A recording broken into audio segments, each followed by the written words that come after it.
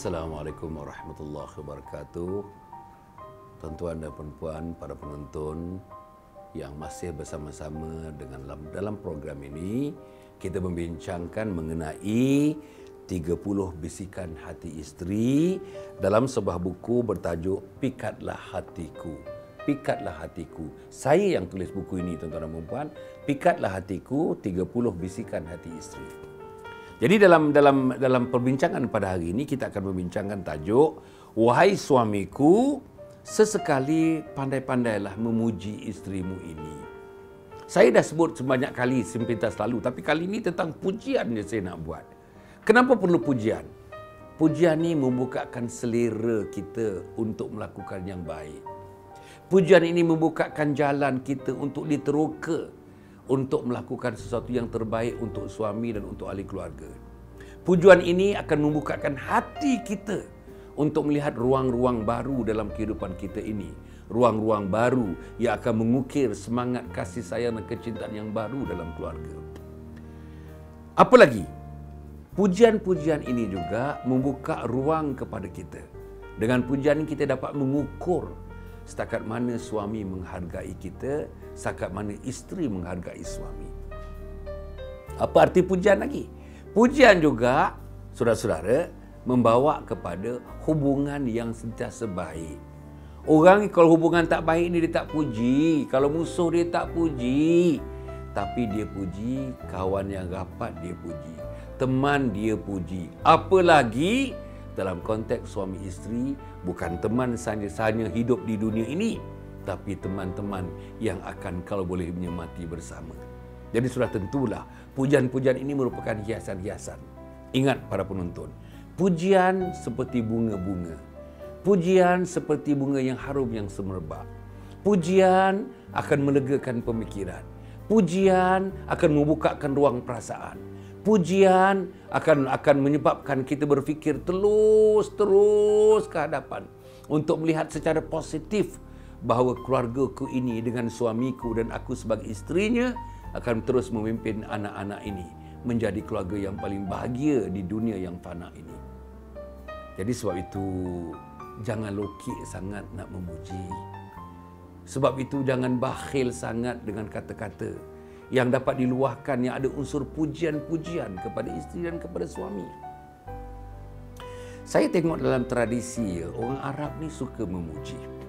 Sebab itu Rasulullah SAW pun dalam kadang-kadang tertentu memberikan puji-pujian kepada para sahabatnya. Ya. Saya tengok orang Eropah pun dalam pengalaman saya bergaul dengan mereka suka memuji. Excellent, fantastic, itu perkataan-perkataannya. You are so good, itu perkataan-perkataannya. Very good, excellent, itu perkataan-perkataannya. Tapi di kalangan orang Melayu agaknya kita ni tidak ekspresif macam orang Barat. Mungkin tidak seekspresif macam orang Eropah dan sebagainya. Tetapi walaupun kita tidak ekspresif, hati kita ada. Jiwa kasih ada, jiwa sayang ada, jiwa nak puji ada. Hanya tak pandai nak mengeluarkan. Terkunci mulut nak terkeluarkan, terkunci bibir nak mengeluarkan. Pasal apa? Bapa kita dulu pun jarang puji mak kita.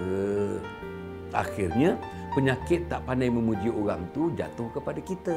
Besok jatuh kepada anak kita, besok jatuh kepada cucu kita. Akhirnya anak cucu cicit Hasan tak pandai nak puji, tak pandai nak puji pasangan dia. Kalau besok dia seorang suami, dia tak pandai puji isteri. Kalau dia seorang isteri, tak pandai nak puji suami. Bukan susah sangat. Kalau saya katakan kita balik saja, dia berikan senyuman, pegang sikit dahunya. Mana senyumanmu hari ini? Boleh, itu dah satu pujian. Kalau dia mempersilakan kita masuk di rumah, dibukakannya baju kita misalnya, itu dah satu pujian, terima kasih. Isteri yang tahu letihnya suami. 9 jam, 10 jam di pejabat. Dibalun pula oleh ketua pejabat tadi. Tapi engkau telah menghiburkan aku. Engkau telah menyuburkan jiwa aku. Engkau telah menyambung sebenarnya. Engkau telah memberikan satu tali hayat dalam hal pekerjaan aku, kerja aku bila aku berdepan dengan mata engkau pada pagi ini. Ini benda-benda pujian-pujian yang saya rasalah perkataan-perkataan itu rasanya kita ni dah dewasa di tuan-tuan dan puan-puan. Tak payah nak belajar sangat soal ini. Soalnya berani tak berani nak menggunakan kata-kata yang ada unsur pujian. Fantastic misalnya. Oh, you're so beautiful today. You're so gorgeous misalnya. Cantik betul kau hari ini. Tampan betul suami kau hari ini. Segak betul dengan pakaian baju baru. Tai abang tu nampak melerik cantik bang. Benda-benda yang macam ini. Inilah pujian-pujian yang patut diberikan. Tapi apapun kita rasakan insya-Allah pujian-pujian ini akan bertambah berkesan kalau misalnya jangan memuji terlalu keterlaluan sehingga tak masuk akal pula. Ya abang, abang ni punya popular lebih pada Obama. Itu keterlaluan. Dia pun tak yakin. Dia pun tak yakin apa yang dia lakukan, apa yang dia buatnya, dia tidak meyakinkan dia begitu hebatnya. Kemudian tu pujian-pujian biar spesifik atau tepat pada masa dan keadaannya. Memuji dengan ikhlas, memuji pada masa dan ketika yang tepat, kreatif semasa memuji. Kemudian tu jangan memberi pujian yang serupa setiap masa. Pujian biarlah konsisten terhadap suami, terhadap isteri. InsyaAllah hari ini juga, jangan tangguh-tangguh tuan-tuan dan puan-puan. Hari ini juga kita cari satu perkataan, kita tuturkan kepada isteri, tuturkan kepada suami, perkataan yang menggambarkan kita memuji mereka insya-Allah. Cukup setakat itu. Wassalamualaikum warahmatullahi wabarakatuh.